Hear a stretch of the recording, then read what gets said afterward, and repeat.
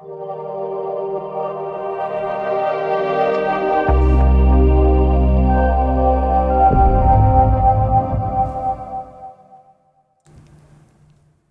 evening. Welcome to Book It Now. I'm your humble host, Q, and I'm so blessed that you all have decided to join us on this continued journey of empathy, growth, and understanding.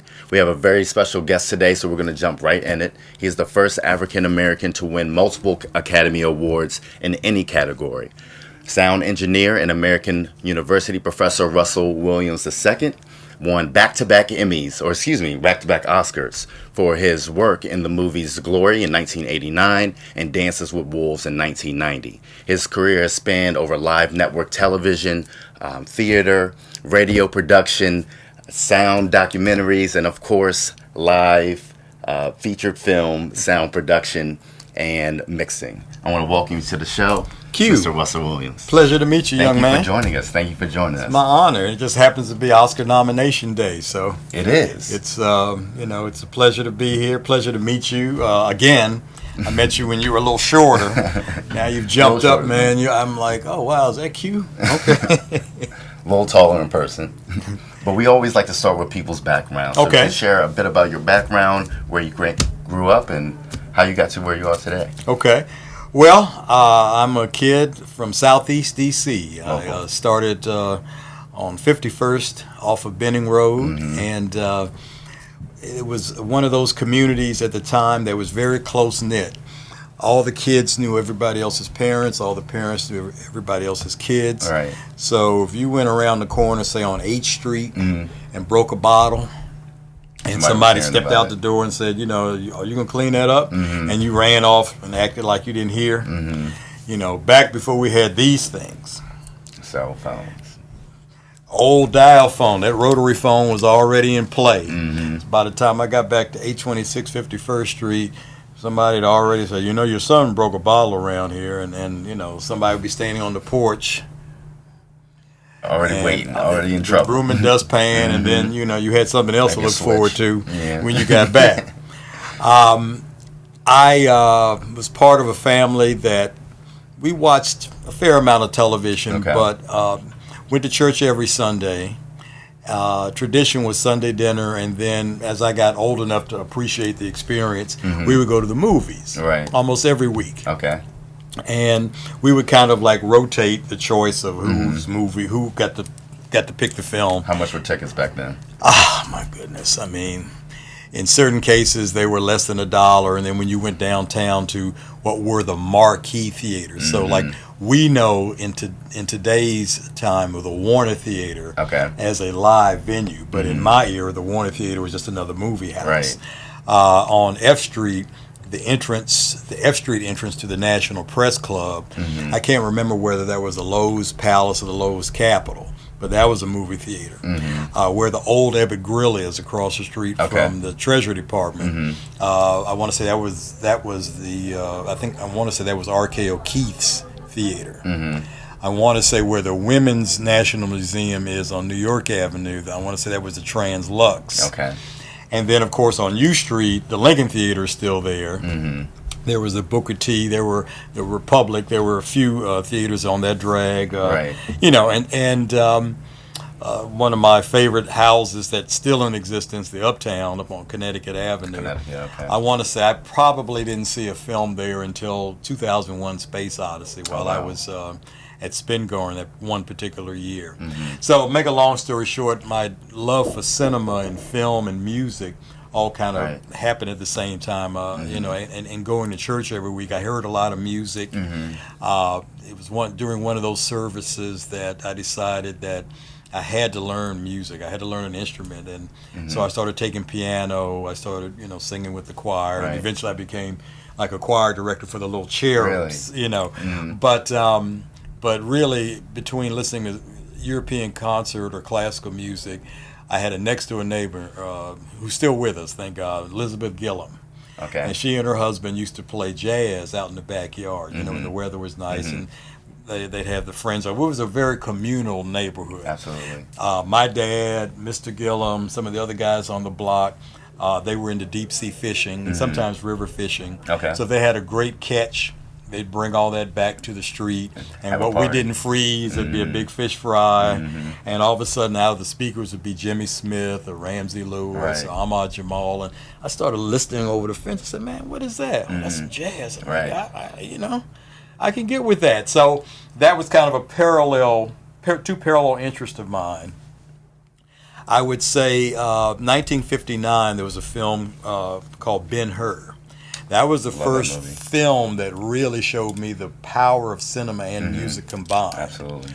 But that experience alone didn't say, okay, young man, go west. Right. The film that really made me think seriously about considering a career in cinema was in 1967. Okay. It was called In the Heat of the Night. In the Heat of the Night. So it starred Sidney Poitier as a black Philadelphia homicide detective. He was visiting his family in Mississippi, and he gets off the train to this fictional town, which is based on many real towns in the Deep South, called Okay. Sparta. And he runs eventually into the sheriff, played by Rod Steiger. Okay. It was an awesome cast and just an awesome production. But the thing that really woke me to the potential of a career was there was this guy's name, what we would probably say in our age group, the original Q. Okay. Quincy Jones did the score. Absolutely. Ray Charles sang the theme, and he played, some of the piano stuff in the Sure. background. This guy named Rahsaan Roland Kirk was playing some of the flute solos in the background, and I was like, wait a minute, the African Americans working behind camera? Behind the scenes, yeah. We had been on camera, either for good or for bad, since the silence. Right. But it had never dawned on me that black people were actually working behind camera and in an important role like the screen composer. Absolutely. So that wasn't his first score, but that was the first one that I went to see, recognized his name, knew his jazz history, and said, "Oh, okay." But that would have put me about that time just kind of like getting out of junior high on my way to high school. High school, okay. So high school, Woodrow Wilson, was part of the Black Student Union there. Had some excellent teachers at Woodrow Wilson, some strong black teachers that made higher education really something that I could appreciate a lot more than I did elementary school was great. It was instrumental in making me who I am, but I really felt like I've started to come into my own at high school at Wilson. And even though I teach at American University, now I'm also an AU alum. Okay, great. Came out of there in '74. So I met some really... What did you study there? Well, I came in the door with this wide view of communications. Okay. So my first year, I kind of dabbled in journalism. Sure. I liked it. I still remember the inverted pyramid, but I decided after that first year that's not what I wanted to do. Right. And then second year, I switched over to broadcast production because we still have a TV studio in a building that we now call the Media Production Center. Right. But at the time, the top floor was WAMU FM and Okay. AM, and the bottom floor was, even in my era, as a student, was an Arlo TV studio. Right. So that was fun because we got to play with the toys and make little make-believe TV shows. Right. But Was that your first experience in absolutely, working that? not only that, but upstairs at WAMU, that was my first experience working with professional audio gear. Okay. So there was a gentleman there named Gerald Lee. We were students together, and we basically put a petition to present to the station manager and the program director of WAMU FM at the time, because in those days they weren't on the air 24 hours. Right. So at the influence of a gentleman in D.C. named Bill Wright, he was an attorney. Bill Wright had an organization called BEST, which stood for Black Efforts for Soul and Television. Interesting. And as I recall, he sued 4, 5, 7, and 9 at the time, because then the FCC guidelines stipulated that even though your broadcast signal may spill over into the suburbs or wherever, into a different state, your broadcast content should be aimed at the listeners within the city of license. Okay. So because of his lawsuit, we got Jim Vance, God rest his soul, Larry Bryant, who at the time was a TV anchor at Channel 5 before it became Fox. Max Robinson as a result of that, and Fred Thomas, who came to Channel 7. You know, and then, of course, all the street reporters and other people, not only black men, but also women, were also being thrown into the spotlight as opposed to just being the weather girls. Right. They were like, okay, you want to do hard news, okay, you're going to get your shot. And, of course, they didn't make it easy for anyone. Sure. But that was kind of part of what I was doing in the 70s. But getting back to my particular... when did you make that decision to move out west? Oh, well, we got to wait a few years. A few years for that. Because I had to graduate. The other thing that I wasn't sure of is, you know, when you're doing projects at the university level, it's intense. It may be time consuming, but it's not really industry pressure. Sure. There's not quite as much on the line as it would be if you were getting paid and if this show was being seen off campus. So cut to, as I was going into my senior year, I worked down the street at NBC as an engineer. I worked every day of the Watergate hearings. And Q, that's what really showed me I could make it in the business from a stamina point of view, if nothing else, because we were working 22-hour days, 5 days a week. Okay, so that meant when we got off the clock at midnight, we were back on the clock at 2 a.m. So you got a Napa bar of soap and a fresh shirt to put on, and you're back in the studio. So that experience showed me at least I could handle the hours. And then it also, one of the most valuable lessons in that experience was now I actually saw, because when we saw white people on television, they seemed to all, you know, unless it was a drama where there was, you know, angst and violence going on. You know, when I think about the family shows I grew up watching, you know, Leave It to Beaver, My Three Sons, everybody was huggy, kissy, kissy. Let's sit down and talk about this. You know, there was no real drama. Okay. That wasn't what was going on in the production of the nightly newscast or the Watergate hearings. There was a lot of tension. There was a lot of, hey, you know. And I realized, okay. So that's how the game is played. I thought they were just giving me that sneer because I walked into the room. That is part of it. That's part of the culture, You know, if you're the unknown quantity, if you're the first person to now, you're the rookie on the Yankees, at spring training, you're going to get that look too until you prove you can hit or you prove you can pitch or you can field like nobody's seen before. You know, because we've got a winning combination. If you come in here and you end up being messing stuff up, then you know, you can go back where you came from. So that attitude pervades anything that's highly competitive. So I was so glad that I saw that in the 70s at NBC. I saw folks on set right before that red light comes on and you're on the air. Barbara Walters, who was one of the anchors, are shouting at one of the producers and one of the writers, and somebody else is yelling at somebody, and then the stage manager says 3, 2, 1. It's like a welcome back to the Today Show. You never just like that, just like that. They're back. You know, back in character. I literally saw one of the reporters who I have the utmost respect for, a guy named Edwin Newman. So when you were watching Watergate, the crew that was at the Capitol was never a crew I was working with. I always worked at the station. But when you cut in, if you were watching NBC's air, when you cut back to NBC, it would be Edwin Newman. He would give you an update, like a little tease on what we just saw and what's coming up next, go to commercial break, blah, blah, blah, right? My man is sound asleep. In the air chair. Now we're in the studio a little bit bigger than this, you know, and he's sound asleep. And for me, it was a cultural revelation because I thought only black people's heads roll off their shoulders like that. I didn't realize that any human being that was universal. Right? Yeah, I didn't realize that. I mean, it was like, every day was a learning experience, right? You've got one camera looking at him. You've got a guy over in the corner typing up updates, and he would come over and lay a new sheet of paper on his desk. He's not seeing any of this. And you've got this guy that we all fondly remember from WRC named Mo Javits. He was a black stage manager, always wore a white glove. So you could see that glove, regardless of how many lights were in your eyes, you could see that hand waving at you.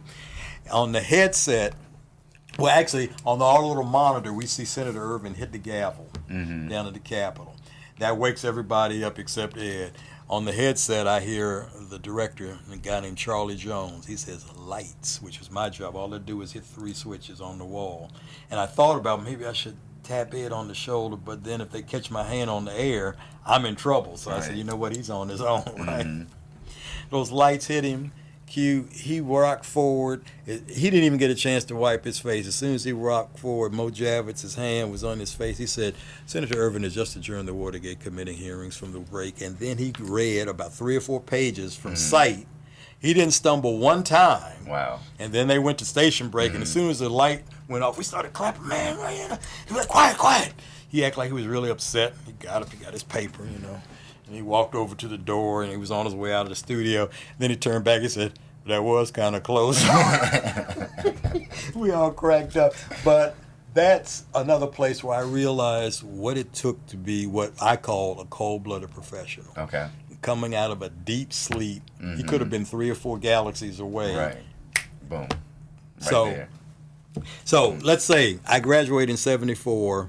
I work in D.C. locally, some documentary stuff, some independent films. I go back and work at WML Radio because I still have that radio background. Sure. I can engineer for, people as opposed to being on the air. I was just, being a technical person. But my goal, saving up money and meeting people periodically that came to D.C. to actually work on films. Got a couple numbers. Sure. Networked. Another buddy had made the move out there a year before. Okay. So when I decided to take to reference an old commercial, when I decided to take the Nestea plunge, I had a 90-day leave of absence from WMEL Radio. Wow. I had 90 days to sink or swim. Okay, so the only thing that would get the company to give me that, there were only 2 options: either maternity leave, which I wasn't going to be eligible for. It's impossible, right? Or I had to be taking some sort of educational course. Okay. All right, so I already had a first-class FCC license, but what I did was take a basic electronics course, just to say, I'm taking additional electronics, and Is that where that certificate comes from? Yeah, who cares? Okay. No. The first-class license, you actually have to get that from the Federal Communications. Okay. That was a big deal for Right. me. That was, my chest was stuck out, I think maybe even more than when I'd won the Oscar, because that was the first time I realized I could do higher math. Okay. Because you had to do trig, you had to do calculus, and I had been told in middle school I had no aptitude for math.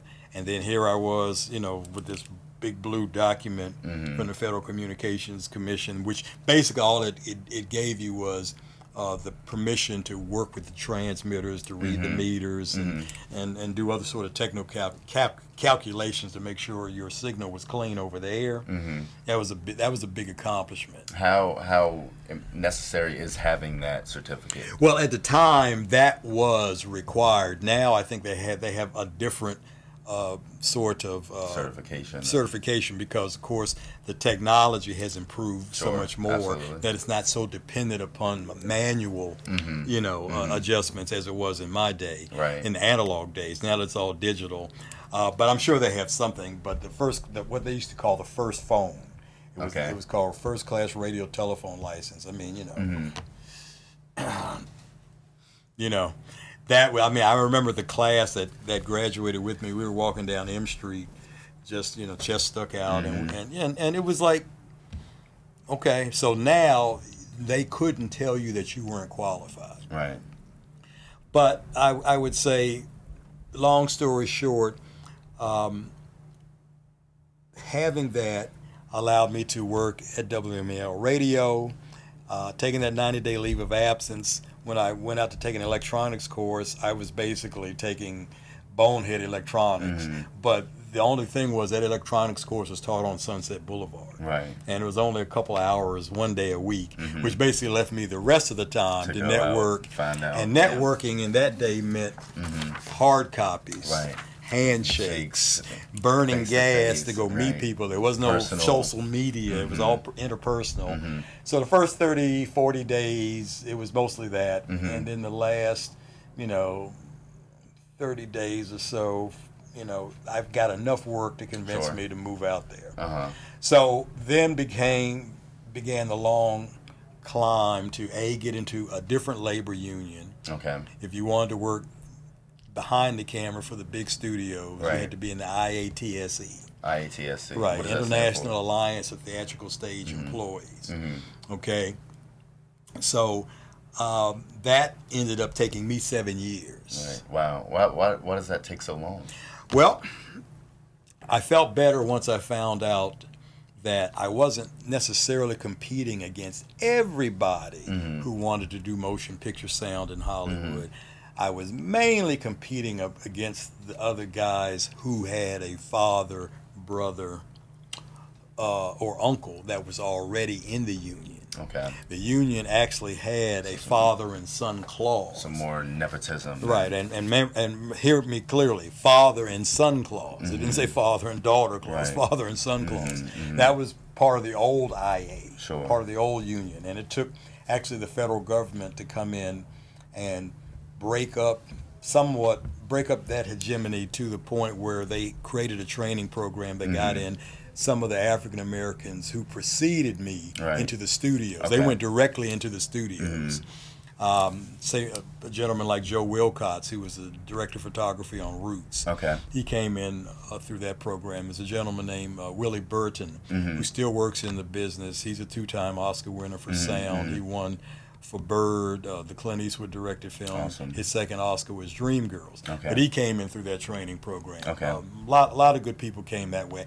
I missed that, so I had to come up through what they called non-union. Okay. So it really took me, it wouldn't take younger people these days that long, because the union finally woke up at some point and realized that they had created the non-union pool of labor that they were competing with Right. by keeping everybody out. So younger people coming in now, if they want to be in the union, your non-union days with certain stipulations count towards getting into the union. Right. So my hill was 7 years into the union. It took 9 years really to get on a feature film that was so special that it still is an American classic. And that's a little film called Field of Dreams. Field of Dreams. So Field of Dreams led me to Dances with Wolves, in the sense that Field of Dreams, it's the first time I got a chance to work with Kevin Costner. Okay. But how did I get to Field of Dreams?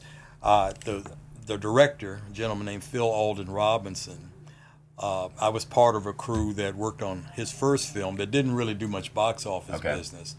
But it taught me something about loyalty. It wasn't the first time I had seen loyalty in a good way in Hollywood, but it was a significant hire in the sense that when Phil, who had written the screenplay for Field of Dreams, was asked to direct, he wasn't so excited about directing. He said, "Man, I like to put the words in people's mouths, but I'm not really." Right. So the Gordon brothers, Larry and Chuck, those producers' names might not be household words, but one of the franchises that they created was the Die Hard franchise. Okay. I'm sure Absolutely. everybody has seen one Absolutely. of those. And they said, "Well, what's it going to take, Phil?" And he says, "Okay, if you want me to direct, my condition is that I must have everyone who worked on my first movie return to do this one, because I don't want to learn any new names. Right. I need to step on set Processes, and already know all my relationships. people and not feel like in any way like, well, what is this person? Is this person looking at me funny? And we hit the bricks running as a family, and a lot of us are still in touch from that crew. Wow. So cut to Kevin Costner. When Kevin Costner took on the gauntlet of directing his first feature film, which is Dances with Wolves, he did something similar. He took people from his other movies. He took people from No Way Out, took people from Bull Durham, some of us from Field of Dreams, and put his crew together. So there weren't too many unfamiliar faces on his crew for the 6 months we were in South Dakota.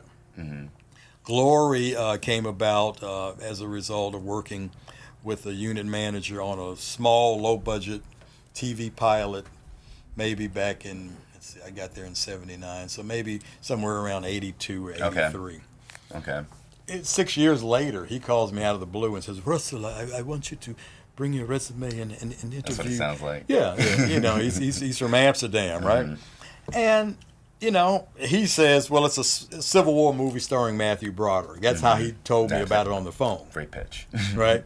And luckily for me, because see, by this time, Q, I'm already into what I would call the aggravation factors of any feature film. Civil War, okay, that means exterior. It means we're outside, and we're going to start. He says in Georgia in January. So I'm like, okay, cold and rain at best. Okay, and there's probably a little bit of night work. All those things drive me crazy, right? It just so happened that I was also, because I was a dyed-in-the-wool Easterner, even though the LA Times was printed every day, they didn't really have much news in there compared to the Washington Post or New York Times. And so alternate years I would get the Post and the Times. This year was a New York Times year. So in their arts and leisure section, it says, oh yeah, you know, there's a movie that's going to be shooting in a few months about the 54th Massachusetts. I'm like, huh? Sorry, Matthew Broderick. I'm like, huh? And they just signed Denzel Washington and Morgan Freeman. I said, oh, that Civil War movie. Oh, well, I'll pay them to be on that movie. So when I came into that interview on Monday, I was like, hey, how can I be part of this? So when you're not looking, when you're thinking that people that you may be riding next to on the bus or folks that walking across campus with you, or, you know, you never know who's watching you and who's checking out whether you are reliable, whether you are punctual, whether you're passionate about what you're doing, whether you're curious about learning new things, whether you can take constructive criticism. You know, because if you're going to spend 12 or 14, 15 hours with somebody, it'd be nice if there was somebody you got along with and could get the work done. So all of those jobs that turned out to be prestigious started from something that there was almost maybe little money or sometimes no money.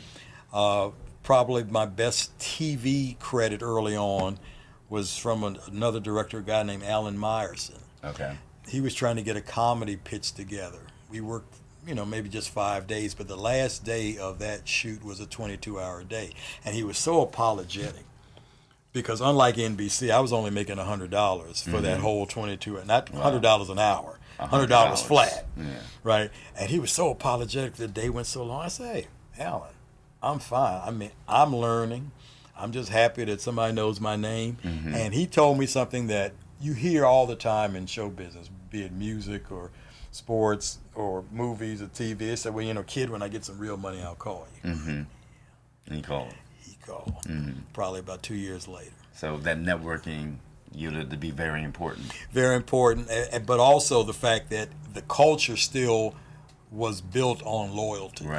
That if you did get that opportunity, sure, there are a whole lot of names you could pick from now that you've got a real budget. You could hire real people now. But as long as you remember the people that made it possible for you to get to that spot, and if they're still working, if they're still reliable, and they're available. So both of those experiences taught me a lot about how the business worked then, and these are just some of the lessons I try to impart to my students now.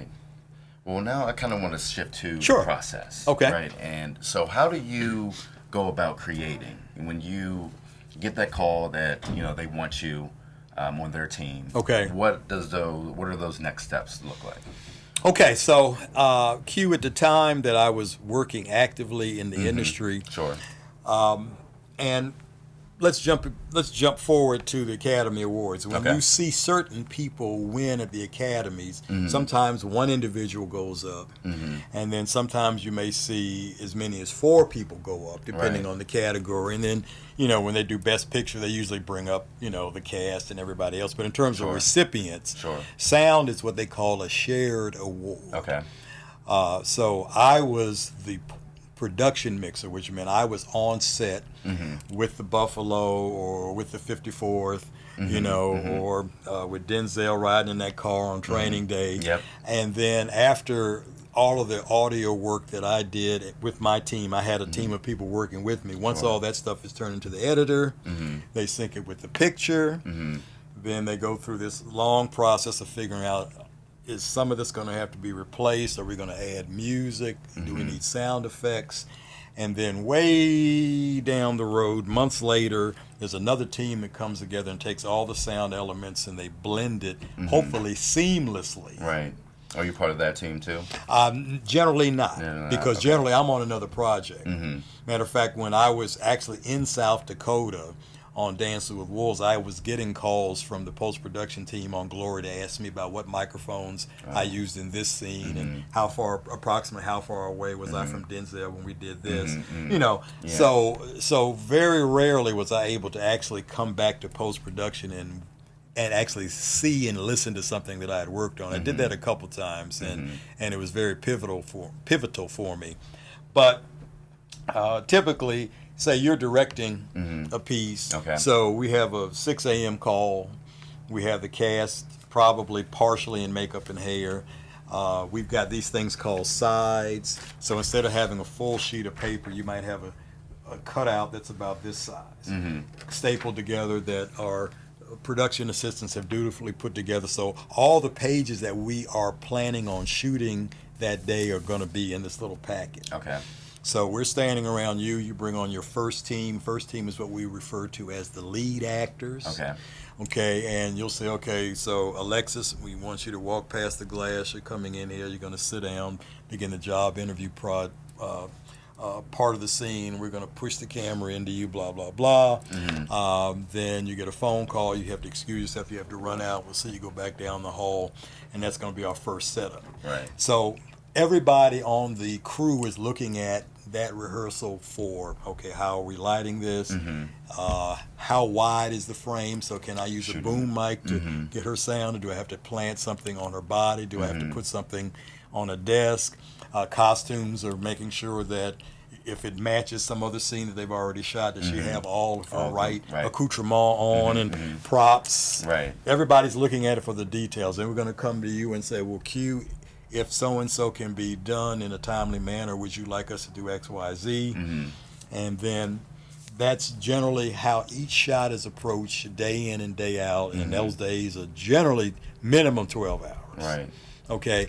And then the other thing I have to think in terms of beyond just physically where are the mics, but then in my era before we had all this lovely digital equipment where you could put all your mics on separate channels and just let post-production do all of the fancy stuff, sometimes I would have to perspectize this. In other words, when she's on the other side of the glass, she's going to sound differently in real life than when she comes into the room. Right. So sometimes I may have to either do some treatment or just keep her on a separate channel, knowing that later on post-production is going to want to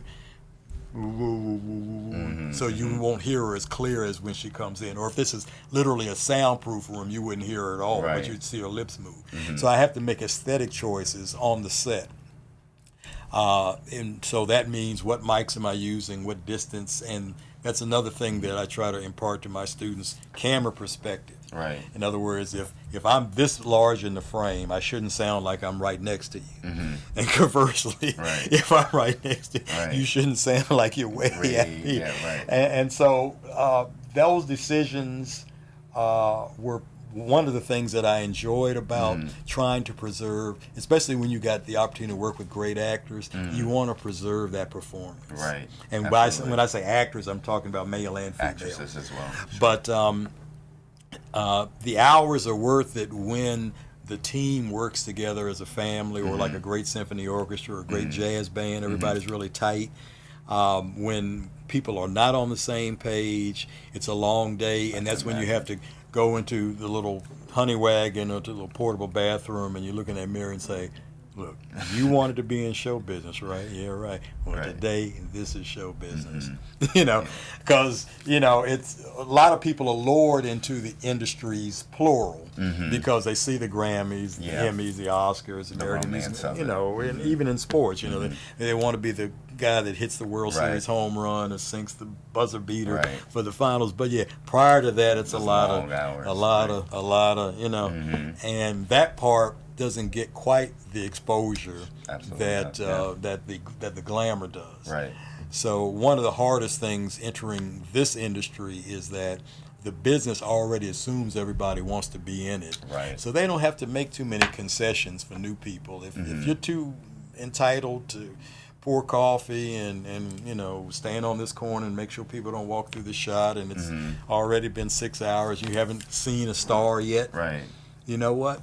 Maybe this isn't for you. Right. Next. Hi, would you like to stand on this corner for 12 hours? Yes, absolutely. Right. And you know, and that's how we move people along. And with a lot of young folks watching, how do they, you know, they're living the dream, they want to go out there, how do they get on a set? Okay. Well, one nice thing about, and I would have to include Atlanta in the mix, and probably New Orleans. It's not just L.A. as it was when I moved out there in '79. Okay. L.A. is still obviously a center in the sense of most of the business decisions are made there. There's a heavy studios, infrastructure there. Sure. The 6 majors are still there, but feature film work can take place anywhere. If you're in film school, if you're already creating your own short films, which is nice, you know, you've got something like this, you can be a filmmaker without having to go to film school. Sure. I know that some of my colleagues will say, don't tell them that, you know, we need people to sign up and pay this tuition. But, I mean, the tools are available. Absolutely. Your creativity is already there. Now, you may need someone to help guide you into making sure you are telling your story as eloquently as you can, using cameras and sound and lighting and what have you. But getting back to how do you get on a set, I would say if you got off the plane at LAX, one of the places that I used to hang out when I first moved to LA was near the beach, because there were a few shows that utilized beach locations. Okay. It's probably going to be a little bit harder. Maybe downtown LA, it's not quite open enough for you to just walk on a movie lot and while they're shooting something. In many cases, those sets are what we call closed. If they're shooting inside a sound stage, if there's somebody you know working on the set that is high enough on the food chain to say, hey, you know, I'll have a guest today. He'll show up about so-and-so and so. I can leave them a drive on, and you come to stage 13. So again, back to that networking. Yeah, you got to have a network. In a place like D.C., it was a little bit easier because people were always using Pennsylvania Avenue. They would want to come here and shoot the monument. So if you just saw a lot of trucks lined up and people unloading trucks and pulling lights and stuff on, that's a little bit easier to just kind of like stand around and observe. I would say another, and I'm not sure how friendly the other states' film commissions are, but certain film commissions have a registry on their website that say if you're interested in being a PA, be it on set or office, or maybe you do lighting or you crew, put your name on that list. And sometimes if you keep track of their website, they may even say, oh, such and such a film is coming to town for 2 or 3 days. You might see Nicole Kidman walking up and down the street, or whomever. You know, I had an experience that was very disappointing for me, but very enlightening, at another school that I was teaching some master classes.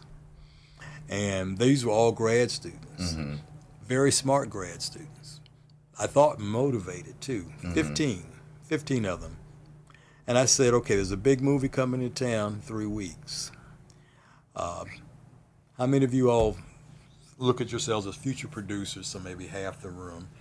Future directors, about half. The other half. How about cinematography? And maybe 4 or 5 people that would have been in the first 2 groups. I said, okay, good to know. I said, this movie that's coming to town, those 3 jobs are already filled. But I know 2, maybe 3 department heads. They're looking for local, reliable production assistants. How many names can I give them? Q.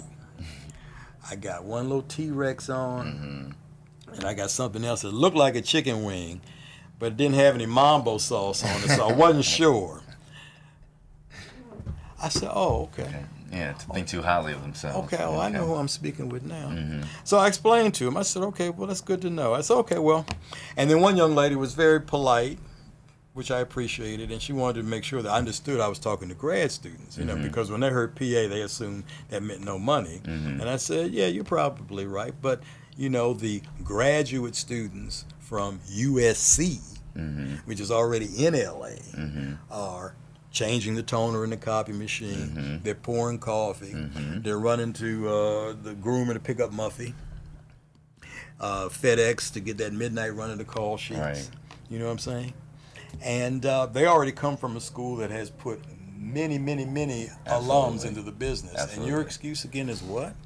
And they gave me some old mealy mouth stuff. I said, okay, well, that's fine. I said, I'll tell my friends on Transformers 3 that I got no takers. And then they were like, oh, Transformers 3. Oh, no. I said, that offer just expired. See, I wanted to know where your heart was. Right. I said, as soon as I said big feature film, and I know some department heads, and I'm going to refer you, you should have knocked the lighting fixture off the ceiling. Okay, so they were very unhappy with me when I left the class, but I said, look, the business is going to run nonstop without new people coming in with a sense of entitlement. Absolutely. I said, you all are entitled to remain unemployed. How have you seen the landscape of sound changing? I know you mentioned working in the radio stations here. You had your first opportunity to use real live professional equipment, right? And then kind of circling back a couple of minutes ago, you mentioned it wasn't like, you know, back in the day with the microphones. Right. You can't just send it off to the production with the digital form. Right. So how have you watched that landscape change, and has that hindered your process, having your formal education and maybe some of the older hardwares or so? Well, in my case, once I moved back here in 2002 to teach, I still do sound, but mostly from an instructional point of view. Okay. You know, I don't, as the saying goes, get my hands dirty anymore. Do you ever miss it? I don't miss the actual process day to day. I miss the high quality, motivated people that I worked with. That I do miss. That camaraderie I do miss.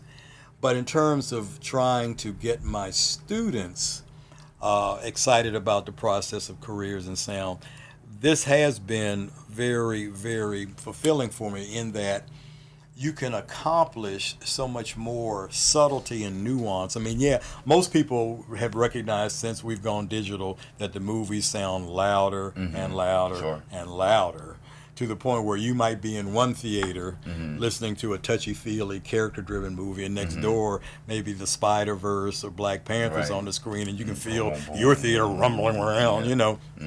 Okay, but the fact that we can put that dynamic range in the speakers and make the experience more immersive is great. But I always point out to my students, if possible, I said the subtleties, the interstitial connections, and also the psychological use of sound is what, if you all don't utilize this, you all are basically failing as filmmakers. Going back to a radio example, Q, before either one of us was around, there was this guy named Orson Welles. Okay. Before he directed Citizen Kane, he used to do live radio drama. And so he took H.G. Wells' War of the Worlds, put it on the air, but the way he did it was so slick. Yeah. He started out with just some, just 12 minutes or so of just some music or something that was innocuous, because I want to say the NBC show at the time was the one everybody was listening to. Sure. But when they both went to commercial break, the tradition was people would start surfing the dial. And that's when he did his drop-in. Ladies and gentlemen, we're just getting a news report from, Rover's Mill, New Jersey.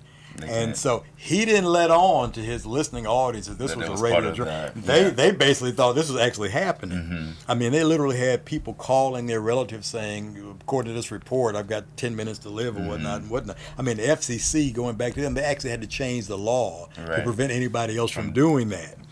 So, but why was his radio show scarier than either one of the feature films? Now, Spielberg's War of the Worlds was great, but there's no guarantee that his monster is going to scare you. Right. But the monster you create in your head is definitely going to scare you, because you know it scares you. It's going to look different from my monster. Right. Okay, but so and I tell my students, I said, now let's not go out and talk about the corner store or bank, but if you're going to steal the best techniques and best practices from the best. So you take somebody like a Hitchcock, he always had sound cues going on that made you lean into, okay, what did they just say? You know, he's always using that to tap you on the shoulder somehow to get you more intensely immersed in what he's doing. And they didn't have anywhere near the ability to get these real small micro sounds into the mix. Say one of my favorite scenes that also is an example of stealing from the best. Did you see No Country for Old Men a few years ago? So when Josh Brolin's in the motel room, and he hears that downstairs, and he calls the desk clerk that he had told, if somebody comes in, anybody, you call me, and you can hear the phone ring here, then you hear the phone ring downstairs. Couple, 3 times, and you hear footsteps coming up the stairs, and you see footsteps under the door, which is where he should have shot him, but he didn't. And then you hear him unscrew the lamp in the hallway. Not Josh, but Antoine Chigurh's, and then the shootout starts. Right. That scene, almost shot for shot, the Coen brothers stole from Hitchcock's Rear Window. Really? You go back and watch the final sequence in Rear Window, it's almost exactly that. But they add a little more to it. And for you to be able to actually hear him unscrewing the lamp outside the door in the mix. Now, that's not all location sound. That's balanced and done in post to make it sound and spaced it out as if it was all done with one microphone.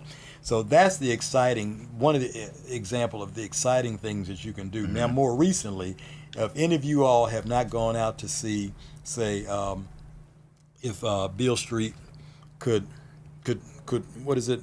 If Beale Street could talk. Beale Street, I haven't heard of this one. Barry Jenkins film. Go watch Beale Street. And there's a scene, because it's based on the James Baldwin book. Okay, I'm sure we'll get a comment here with it. When you go and listen to that mix, there's a scene where the 2 guys, he runs into an old friend on the sidewalk, and then they come in, his love interest is fixing food, and these guys are sitting at the table, and their conversation is getting deeper and deeper and deeper, and you just listen to how the sound all of a sudden starts to go down in the abyss with them. And then all of a sudden, Lady Love comes in and says, okay, food's ready, and all of a sudden, you know, it's like they come out of that funk, and they're like, oh yeah, let's, you know. I mean, but just the way the sound helps pull you down into that morass that they're in. It could be done in the old days, but not with the subtlety and not with the dynamic range that's available, because you know, with digital, you have so many more opportunities. Okay, the flip side is, on location, that most directors are not thinking about the fact that now you have a perfect recording of how bad your location is. So if you don't take the same amount of time to prep us for what we're going to hear, as they would always do for what you're going to see. They always bring a camera person, a production designer, a producer, a location manager to look at the location. Okay, all right, I think this will work for us. But they never, almost never, bring a sound professional to come in and say, okay, I hear some leakage from the hallway. I hear the little fan over here. Traffic outside the door, you know, and all of that is important when you're trying to, if this is going to be a scene where a lot of dialogue is going to be recorded, then that might be problematic. If this is just going to be a scene where it's just a fist fight and there's no real dialogue, then okay, no big deal. But you never know on the day. Absolutely. But by the time they bring the sound professionals in, they're like, yeah, but the lights are buzzing and this, and now all of a sudden we're the devil. Okay, well, we wouldn't have to have been if you had brought us out and prepped. And then I think the other point I try to make, especially for the people who want to be writers, is don't start thinking about sound once you get to the set, we need to know from reading on the page what your characters are experiencing sonically as well as visually. Right. Right. And then sometimes that also means don't give them wall-to-wall dialogue. You're probably familiar with this guy named Miles Davis, right? Absolutely. When you listen to Miles Davis's quintets, he would play a blistering solo, but then a lot of times he would just let the rhythm section thump along in the background. You hear Herbie punctuate, or depending on the group, or Bill Evans, and then Cannonball may come in with a riff, and then Coltrane may answer. But all the time you're listening to the beat, how dynamic, and the dynamics and time signature, and so your dialogue should be just one of the voices that you have in your soundscape, because we should hear the teacup percolating, and we might hear a horn blow on the street, and we might hear somebody snoring down the hall, or we might hear an airplane flying over. But if everybody's constantly throughout the 2 hours, you don't really get the opportunity to let the other part of the soundscape percolate. Right. So that's all I try to do. Not many of my students, generally speaking, want to do sound. They want to direct and produce.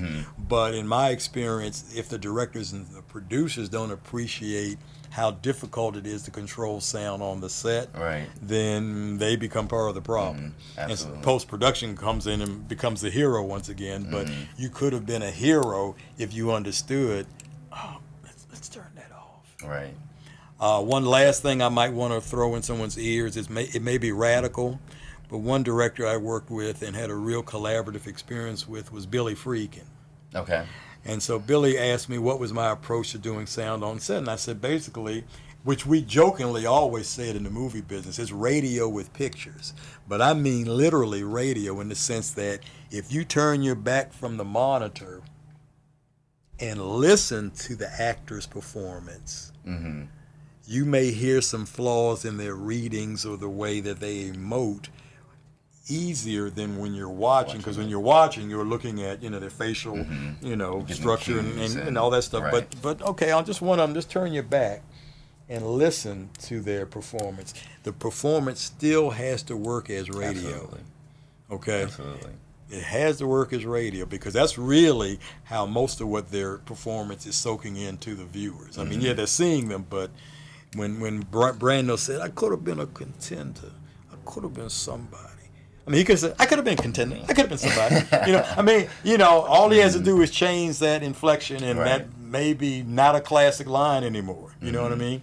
When you think of Don Cheadle, when Don Cheadle and Denzel were in Devil with a Blue Dress, he said, well, if you didn't want me to kill him, why'd you call me? It's like, it has to work as radio.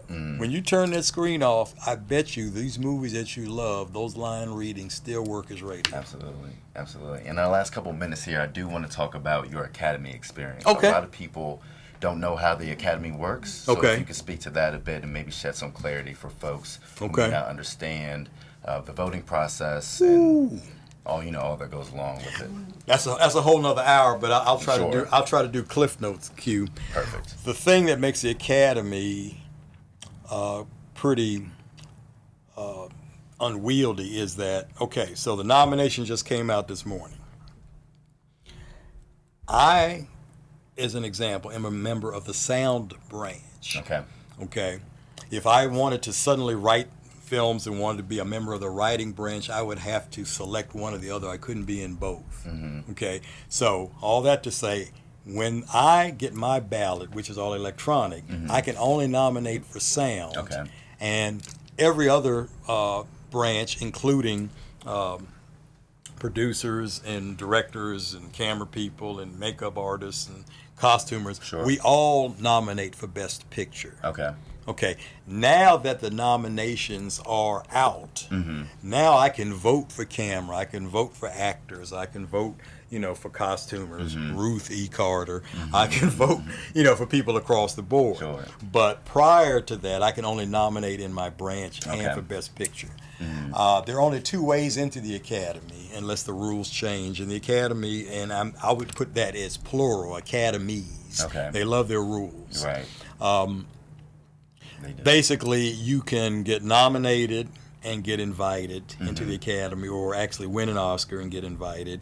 The only other way, if you have a body of work and you've never been nominated, then if two people who are in the branch that you would be joining want to send a letter in your behalf to the membership committee that looks at that branch, those are the only other ways in. You either invitation or by virtue of the fact that you got nominated and maybe even won. I think people can understand that a little bit better for sports. Say, for instance, you could have a long career in baseball, football, basketball, but never get into the Hall of Fame. Right. But the difference in sports is we see the numbers. We know what your body of work was, numerically speaking, but I don't know where the glory. Yeah, I don't know where the glory won by 1 vote, 10 votes, 1,000 votes. I don't know. Even those are subjective still. Right. You can't negotiate my free throw percentage. Yeah, and see, without the numbers, there's no. I mean, I assume Price Waterhouse is doing the right thing, but nobody knows what the numbers are, and so that also creates, dissent when the person or movie that you thought was going to win doesn't win, or the other thing that's crazy is. This year, I think there were probably 350 movies eligible for Academy consideration, but I want to say easily 800 films were released this year. And so when you whittle down all those 12 roles, just from the acting point of view, to only 5 best, so that's 10 best actor or actress and 10 best supporting. So that's only 20 nominations. Right, for 800 movies, countless roles. Yeah. So the numbers work against you. It's I will say this: there's always more disappointed than anointed. Absolutely. And finally, here, if you could just share what makes a good sound engineer for maybe people who are coming up or trying to figure out how to capitalize on their skill sets. What makes a good sound engineer? Excellent question. I would say in my experience, since I started off in the analog days. I knew that say from my original tape to the transfer to 16 or 35 millimeter, which is the next editorial step, there was going to be a little bit of that information lost, meaning the high frequencies and some of the lower frequencies were going to get lost in those transfers. Okay. In a digital space, it's first generation from beginning to end. So you should have a pristine recording of everything. Right. Okay. So now the question is not so much can you hear perfectly, do you have perfect pitch from a musical standpoint? No, it's really a matter of knowing, okay, if the dialogue is what's supposed to be the most important part of the scene, all these other sounds that are filtering in going to make it harder for the audience to understand what's being said, and do we need to figure out how to put some distance between that offending sound, or get rid of it, or understand that okay, we're going to have to replace this only because we have machinery working on camera, and so there's a reason that you hear all this noise in the scene. I would say most people, and I'm talking about anyone who has normal faculties, most people hear, but not many people listen. And so if you want to be a professional, I'm talking about music, I'm talking about radio, I'm talking about recording for television, I'm talking about recording for film, you have to really listen. So it's not just the level of sound, but also the quality. Right. But listen to nature. Listen to how when you're just you wake up in the middle of the night and maybe you're counting cars, or you may not notice that, oh, I just heard refrigerator start, or I just heard somebody came in from the bar at 3 a.m. and they just closed their door. Those little cues are what eventually are going to end up in somebody's movie too. You might be looking at just someone out the window, but maybe they filmed that with no sound at all. Now you're going to have to build that soundscape. Right. So when we look out that window, are we seeing the Eiffel Tower in the background? That means the traffic is sounds completely different than if we were in Cairo, completely different than if we were in Nairobi, and completely different if we were in Hong Kong. So you have to be able to pay attention to those sonic details. And I think one thing that gave me a head start in that regard is one of the announcers I worked with was another AU alum, a guy named Ed Walker. Okay. And he was blind. and I engineered for him, and I started asking him about how he hears the world, and he really clued me into the detail. Right. He said it's not that people without sight hear better. He said we just pay more attention to what we hear. And he had a great sense of humor. He says, than those of you with the crutch of sight. That's exactly what he said to me. God bless him. Yeah. God bless him. Two-time Oscar winner. Pleasure, man. Russell Williams II. Thank you for joining our show. Pleasure. Honor to be here. This has been a great time. I've enjoyed learning from you. You have a lot of wisdom. Teaching at AU, you have a lot of lucky pupils there. Well, they don't think so, but they'll find out in the end of the semester whether they're lucky or not. They should. Thanks for the invite. Yeah. Thank you. If you would like to be on the show, you can visit our website, www.bookitnowtv.com. You can check out more of our episodes on the Book It Now Facebook page or go to the WBGR Entertainment channel. I'm your lovely host, Q. I do like to think that I'm lovely, and no one has told you that they love you today. Remember that I do, and I always will. Good night.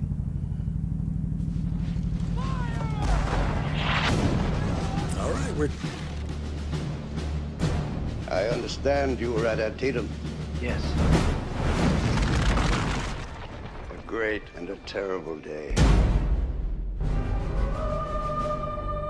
I could use your help, Robert. The governor is proposing to raise a regiment of Negro soldiers. I've submitted your name to be commissioned colonel of the 54th Massachusetts Infantry. I mean, I know how much you'd like to make colonel, but a colored regiment? I'm gonna do it.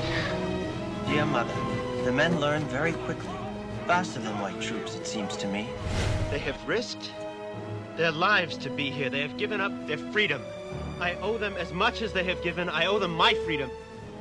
My life, if necessary. 1911. I can knock something down with this. A million loyal readers want to know what happens when the men of the 54th see action. Ain't no dream. We run away slaves, but we come back fighting. 1,000,001. Marching is probably all they'll ever get to do. And they gotta know that nobody's gonna let them fight. Am I right? Let you take your regiment out to fight. When? Just as soon as I can write the orders.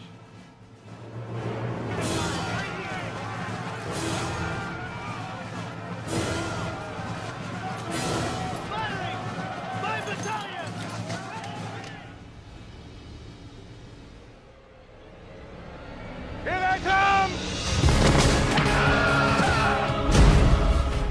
If you men will take no pay, then none of us will. I know, because I dug the grave. A long time I'm digging, I'm asking myself when, oh Lord, gonna be our time. See, the way I figured this war would be over a whole lot sooner. If you boys just turn right on and you let us head on up there where the real fight is. You should have seen us in action 2 days ago. We were a sight to see.